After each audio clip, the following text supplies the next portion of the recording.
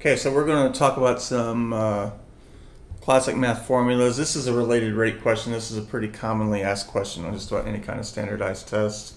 We know that we have a computer X that performs 60 calculations twice as fast as computer Y does. So we know that computer Y will do 60 calcs in 3 minutes, which means we're going to do 20 calcs per minute. So computer X is twice as fast, so it's going to do 40 calcs per minute. So this is what Y does, this is what X does.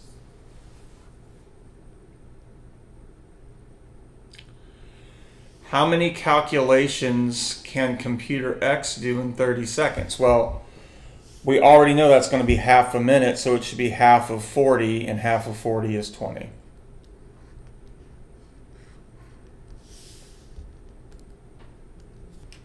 Okay, next question. The average of 4 numbers is 6.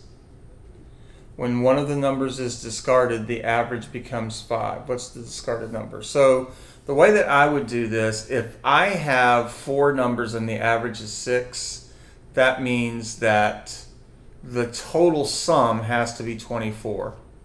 And I get 24 because it's 4 times 6. I'm going to throw away a number. So there's going to be 3 numbers left. And now the average is 5. So the total now is 3 times 5, which is 15.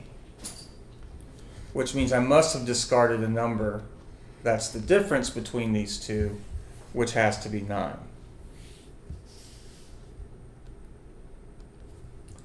Okay, so question 6. Justin requires 5 hours to paint a certain room. Therefore, Justin does 1/5 of the job per hour.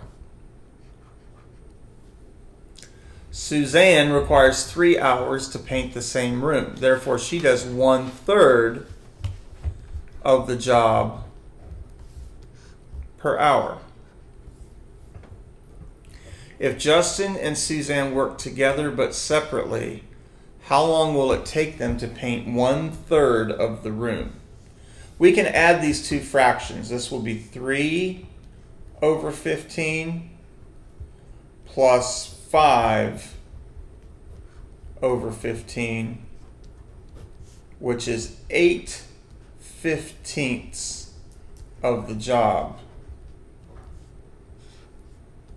per hour.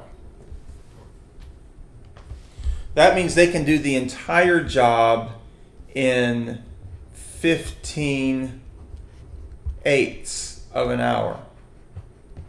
But they only need to do 1/3 of the job. So let's take 15 over 8 and let's just multiply that by 1/3. 15 divided by 3 is 5, and we get 5/8 of an hour. So the idea is to get the rate for each person in terms of what fraction of the job can person 1 do per unit time, what can person 2 do per unit time.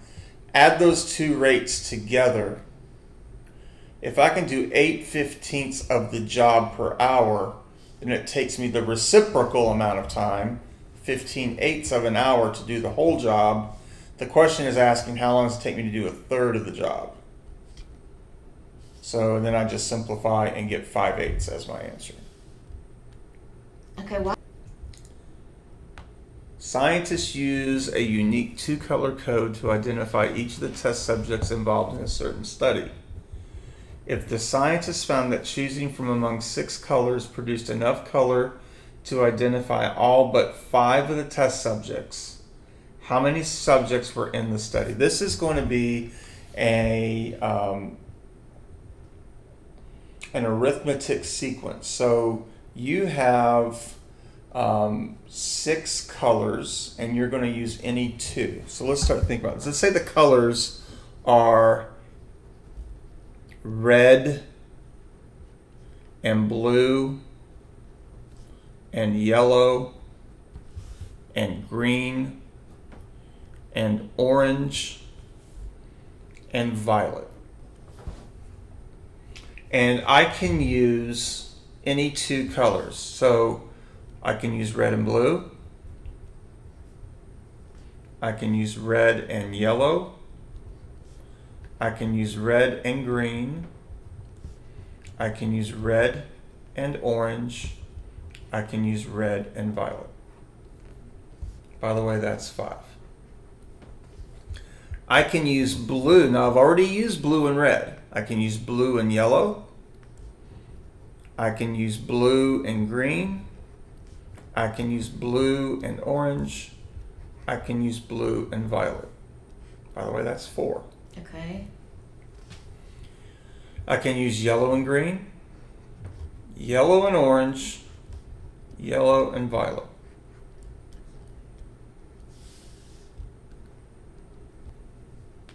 So if we go to green, we can have green and orange and green and violet. That's 2.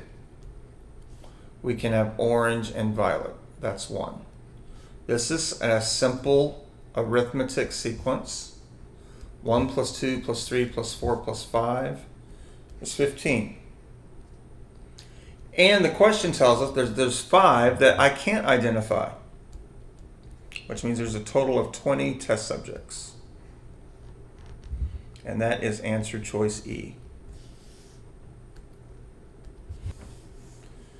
Okay, we have a student who scores on the final that is 60% greater than the average score on the other 2 tests the student took in the course. The easiest way to do percents would be to pick a number that I can easily take a percent of. So let's say that we have a student that gets a 50 on test 1, a 50 on test 2, and then an 80 on the final examination. So we're looking to see, we need to find the average for all 3 of these tests. So we're going to take the simple average, which is going to be 50 plus 50 plus 80 divided by 3. Now let's use a little bit of common sense. The average of the course is not going to be as high as the highest test score. So we know it has to be more than 100%. We can eliminate A and B and C. You should not pick A, B, or C for this question. This is going to be 180 divided by 3, which is going to be 60. 60 is the average. So 80 over 60 breaks down to 4 over 3. That's 1 1/3, which is 133%. And that is answer choice D.